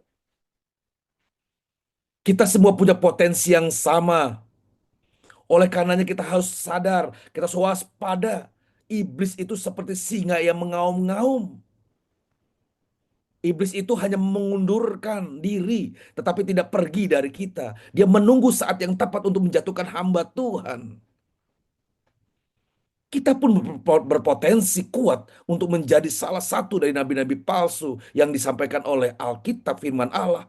Oleh karenanya kita mesti mewaspadai diri kita. Dengar apa yang kita katakan, lihat apa yang kita lakukan, dan minta Roh Kudus menolong kita agar kita dijauhkan Tuhan untuk menjadi seorang nabi palsu yang hanya bicara kebenaran tapi tidak benar hidupnya. Yang hanya bisa menyampaikan kasih tetapi tidak mempraktikkan kasih dalam kehidupan pribadinya. Itulah nabi-nabi palsu dan kiranya Tuhan menjauhkan kita. Terima kasih Bapak Pendeta Sam. Terima kasih atas sharing yang Bapak sampaikan. Tuhan Yesus memberkati. Silakan Ibu Jenitan. Silakan Ibu. Terima kasih Pak Pengki, Pak Petrus. Setiap ada mission tour-nya Pak Pengki, gambaran terus ya. Gambaran ya, tadi saya dengarnya juga ini ya, badan bergetar semua. Dan ini kudapatkan di Mazmur 15 ayat 1. Tuhan, siapa yang boleh menumpang dalam kemahmu? Siapa yang boleh diam di gunungmu yang kudus? Kedua, yaitu dia yang berlaku tidak bercela, yang melakukan apa yang adil dan yang mengatakan kebenaran dengan segenap hatinya. Ini Puji Tuhan. Ketika memang dalam hidup ini, walaupun saya jujur kepada Tuhan, kadang saya berkata Tuhan, walaupun saya manusia berdosa dan walaupun saya belum bisa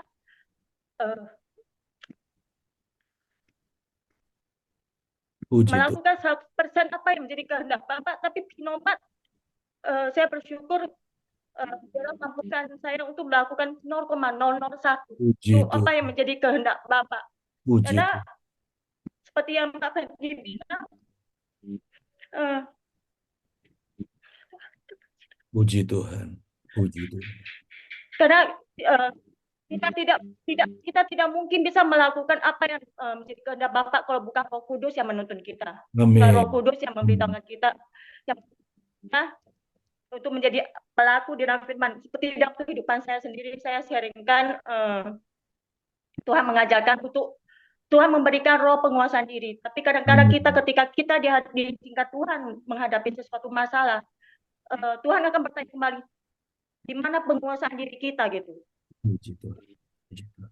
Gimana untuk bisa menjadi pelaku di dalam firman? Kadang-kadang kita istilahnya ketika kita berhubungan dekat dengan Tuhan, Roh Kudus sendiri akan menuntun dalam hati kita. Kalau itu tidak sesuai dengan apa yang menjadi kehendak Bapak, itu kita akan merasa kok seperti ini ya, kok seperti itu ya. Dan itu menjadi alarm karena kehidupan saya seperti itu juga. Kadang-kadang saya bertentangan dengan apa yang Roh Kudus itu. Kadang-kadang dalam rumah tangga, kadang-kadang masih ya tidak munafik, saya sendiri masih istilahnya punya roh kesombongan ya. Kadang-kadang saya rasa benar, ya saya perjuangkan kebenaran saya gitu. Tapi itu tidak diizinkan Tuhan. Tuhan mengajarkan kita kerendahan hati, dan dia juga akan bertanya di mana kerendahan hati. Sama di dalam penyampaian firman, firman Tuhan akan menanyakan kembali di mana kelaikan kita di dalam pembicaraan kita di mana gitu. Apakah kita sudah menjadi pelaku di dalam firman seperti Pak Pegi katakan? Apakah kita sudah menjadi pelaku di dalam firman itu? Karena di dalam firman kita sebagai teladan, bisa garam dan terang. Dan teladan itu kecil-kecil menjalani kehidupan. Apakah kita sudah menjadi teladan? Kadang-kadang Tuhan kembali lagi pertanyaan. Teladannya mana? Baik, baik. Sungguh luar biasa ya, karena itu dalam bulan ini itu tamparan untuk mengingatkan saya kembali. Dan ini peneguhannya di apa yang aku dapat di Mazmur 15 ini. Baik, Bu Jenny. Kalau kita benar itu bagaimana kita bisa dekat dengan itu yang tadi yang di 15:1-2. Terima kasih Pak Peggy. Ibu Jenny ini selalu hadir di dalam Truth Mission. Kita berjuang bersama Ibu guna menjadi orang yang diperkenan kepada Allah.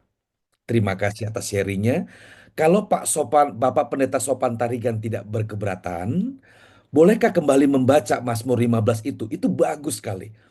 Bapak Pendeta Sopan Tarigan akan membaca buat kita dalam kitab Mazmur 15 ayat 1 sampai yang ketiga. Ya, baik Pak Brengki. Saya akan bacakan ayat 1 sampai 3. Mazmur Daud.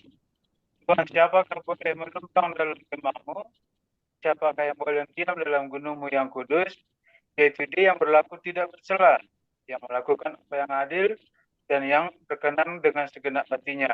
Ayat 3, yang tidak menyebarkan fitnah dengan lidahnya, yang tidak berbuat jahat terhadap temannya, dan yang tidak menimpakan cela kepada tetangganya. Terima kasih Bapak Pendeta Sopan Tarigan. Bapak Ibu rekan-rekan hamba Tuhan yang terkasih.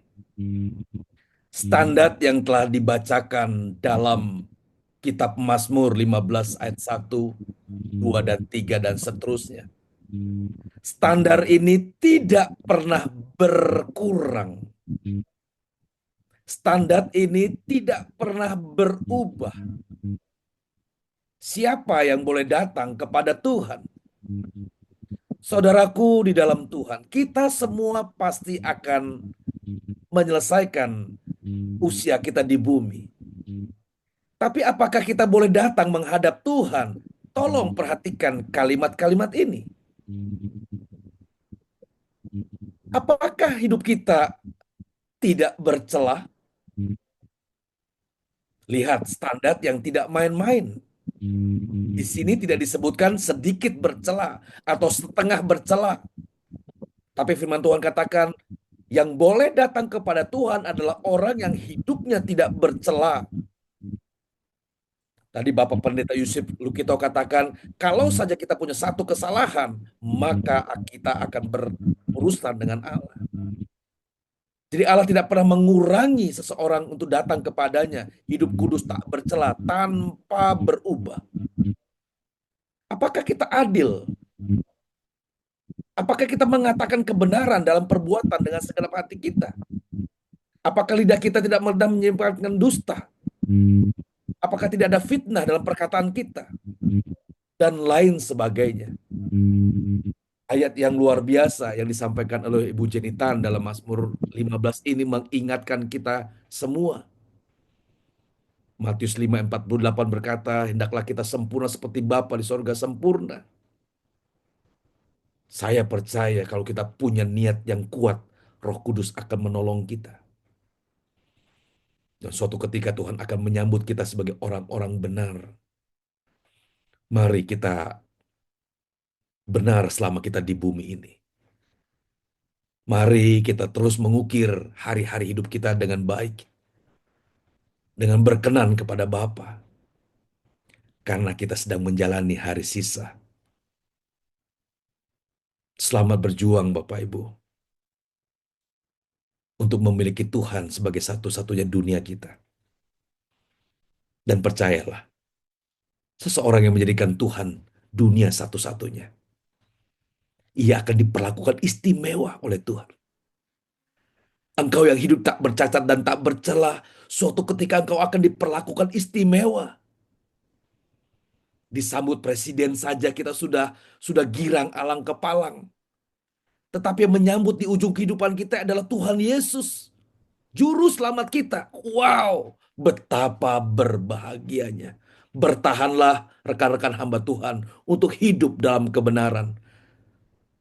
Saya dan Bapak Ibu sekalian kiranya terus berjuang untuk didapati berkenan. Tuhan Yesus memberkati. Selamat malam. Saya serahkan kepada yang terkasih, Bapak Pendeta Petrus. Puji Tuhan, tidak terasa nih, udah malam juga.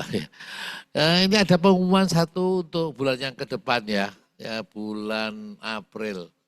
Seperti biasa Senin pertama 7 April ya. 7 April ya. Linknya tetap sama, cuma dicatat tanggalnya aja. 7 April, saudara pasti akan mendapatkan itu. Dan jangan lupa juga nanti ada siaran ulangannya, tolong dibantu untuk rekan-rekan yang enggak bisa hadir, bisa di-share ke yang lainnya. Saya serahkan ke Pak Franky untuk doa berkatnya, Pak. Kalian penutup. Baik, Pak Petrus.